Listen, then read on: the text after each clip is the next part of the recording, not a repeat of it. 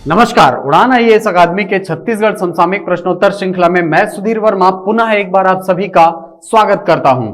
इस प्रश्नोत्तर श्रृंखला में हमने प्रयास किया है हाल फिलहाल में चर्चित उन सभी घटनाक्रमों को आप तक प्रश्नोत्तर के माध्यम से पहुंचाने का जो आपके एग्जाम के पॉइंट ऑफ व्यू से अत्यंत महत्वपूर्ण है।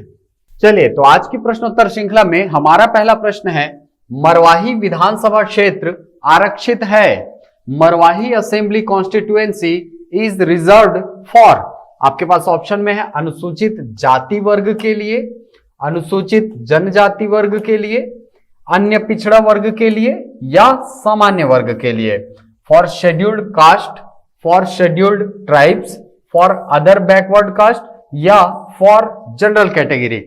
चलिए, तो जैसा कि आपको पता होगा कि मरवाही विधानसभा में अभी 3 नवंबर को चुनाव हुआ, ठीक है। तो प्रश्न में आपको पूछ रहा है कि मरवाही विधानसभा क्षेत्र जो है वो सीट किस वर्ग के लिए आरक्षित है ना, किसको रिजर्वेशन है वहां पर।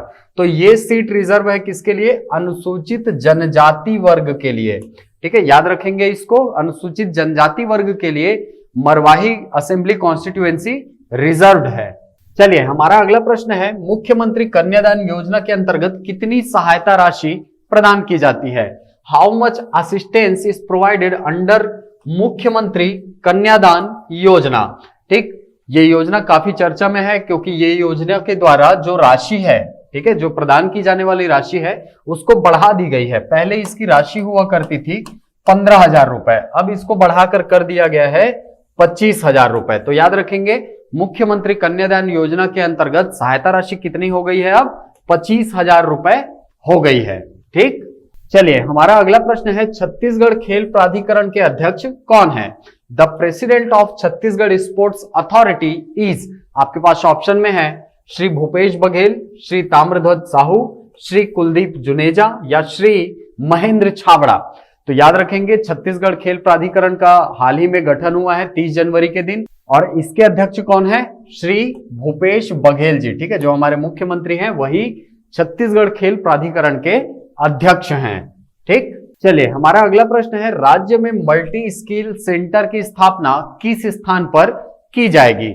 इन which place multi skill centre will be established in the state.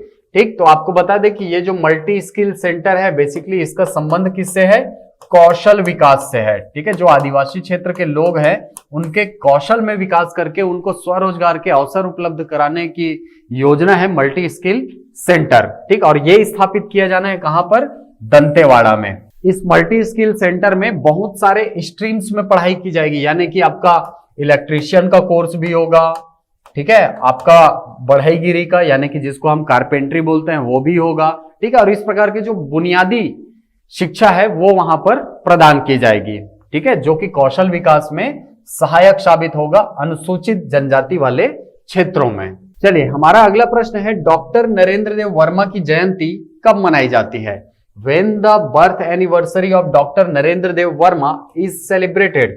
ठीक, आपके पास ऑप्शन में है 4 नवंबर, 5 नवंबर, 6 नवंबर और 7 नवंबर। ठीक, जो नरेंद्र देव वर्मा है इनको तो आप जानते ही होंगे। ठीक, डॉक्टर नरेंद्र देव वर्मा जो है हमारे जो राज्य गीत है अरपा पैरी के धार उसके रचनाकार है, और इनकी बहुत सारी रचनाएं हैं, जैसे कि आपका हो गया अपूर्वा, सुबह की तलाश, ठीक, आपकी एक रचना है सोनहा बिहान, छत्तीसगढ़ी भाषा का उद्विकास। ठीक, तो इस प्रकार बहुत सारी जो रचनाएं हैं वो डॉक्टर नरेंद्र देव वर्मा जी के द्वारा की गई हैं। ठीक, तो आपको प्रश्न में पूछ रहा है कि इनकी जयंती कौन से दिन मनाई जाती है?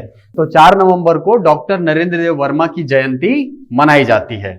ओके, चलिए, हमारा अगला प्रश्न है, सोनहा बिहान डॉक्टर नरेंद्र देव वर्मा की किस हिंदी उपन्यास का छत्तीसगढ़ी अनुवाद है? Sonha Bihan is Chhattisgarhi translation of which Hindi novel of doctor Narendra Dev Verma. ठीक, तो आपको बता दें कि ये जो सोनहा बिहान है, ठीक है, ये छत्तीसगढ़ी में लिखा हुआ एक ग्रंथ है, और बेसिकली वो है अनुवाद किसका? नरेंद्र देव वर्मा की एक हिंदी उपन्यास सुबह की तलाश, इसका छत्तीसगढ़ी अनुवाद है। चलिए, हमारा अगला प्रश्न है, राज्य अलंकरण सम्मान 2020 के अंतर्गत शहीद वीर नारायण सिंह सम्मान प्रदान किया गया। Shaheed Veer Narayan Singh award was conferred under Rajya Alankaran award 2020। किसको दिया गया है? आपके पास ऑप्शन में श्री रूप साय नेताम, श्री रूप राय नेताम, श्री रूप साय बंजारे या श्री मनोहर धुर्वे। ठीक, तो इस प्रकार के जो प्रश्न हैं जो नाम में कंफ्यूज करते हैं, इस प्रकार के प्रश्न भी आपको देखने को मिलते हैं। ठीक, तो ये मिला है किसको? शहीद वीर नारायण सिंह सम्मान ये दिया गया है श्री रूप राय नेताम जी को। ठीक, अगर इनसे मिलते जुलता कोई नाम बोलेंगे तो किसको मिला है इस साल? रूप साय सलाम जी को। ठीक है, नाम एक ही जैसा दिख रहा है लेकिन दोनों अलग है। ठीक, रूप साय सलाम जी को कौन सा सम्मान मिला? दुलार मंद्रा जी सम्मान। ठीक, तो बिल्कुल कंफ्यूज नहीं होंगे इसमें। तो जहां पर शहीद वीर नारायण सिंह सम्मान बोलेगा तो किसको मिला? रूप राय नेताम जी को। लेकिन जहां पर दुलार मंद्रा जी सम्मान बोला वहां पर किसको दिया गया है? रूप साय सलाम जी को। ठीक है, तो याद रखेंगे दोनों में एक ही जैसा लग रहा है लेकिन दोनों में डिफरेंस है। ओके, चलिए हमारा अगला प्रश्न है, आयुर्वेद चिकित्सा शिक्षा तथा शोध एवं अनुसंधान के क्षेत्र में उत्कृष्ट योगदान के लिए धन्वंतरी सम्मान से सम्मानित किया गया है। किसको सम्मानित किया गया है ये पूछ रहा है। ठीक, Dhanvantari Samman has been awarded for outstanding contribution in the field of Ayurveda medical education and research and development. ठीक, आपके पास ऑप्शन में है doctor Manan Gupta, doctor Vishwambhar Verma, doctor Nitin Kosle या डॉक्टर गौतम चंद जैन। तो ये सम्मान किसको दिया गया है? डॉक्टर गौतम चंद जैन को। ठीक है, किस विभाग के द्वारा दिया जाता है? स्वास्थ्य विभाग के द्वारा दिया जाता है, ये भी याद रखेंगे। चलिए हमारा अगला प्रश्न है, रायपुर स्थित बूढ़ा तालाब का नामकरण किसके द्वारा किया गया है? द बूढ़ा तालाब इन रायपुर इज नेम्ड बाई। ठीक, तो आपको पता होगा कि ये जो बूढ़ा तालाब है ये कहां स्थित है? हमारे रायपुर में। ठीक, और ये बनवाया गया है कलचुरी वंश के शासकों के द्वारा। ठीक है, और कलचुरी वंश के शासक में कौन बनाया है इसको? ब्रह्मदेव राय ने इसको बनाया है। ठीक है, याद रखेंगे। लेकिन इसका नामकरण किसके द्वारा किया गया है? राजा राय सिंह जी के द्वारा। ठीक है, ये भी कलचुरी शासक है। अब बोलेंगे सर ये क्वेश्चन करंट अफेयर में कैसे पूछ रहे हैं? तो देखिए ये जो बूढ़ा तालाब है यहां पर देश का सबसे बड़ा फाउंटेन बन गया है भाई। ठीक है, देश का सबसे बड़ा फाउंटेन निर्मित किया गया है। ठीक, तो याद रखेंगे बूढ़ा तालाब जो है इसका निर्माण किसके द्वारा हुआ बोलेगा तो ब्रह्मदेव राय के द्वारा। लेकिन जहां पर बोला कि इसका नामकरण किसके द्वारा किया गया है तो राजा राय सिंह जी के द्वारा। ठीक, अपने आराध्य देव बूढ़ा देव के नाम पर इन्होंने उसका नामकरण किया था। ठीक है, चलिए हमारा अगला प्रश्न है, सरगुजा क्षेत्र विकास प्राधिकरण के वर्तमान अध्यक्ष कौन है? The current chairman of Surguja area development authority is.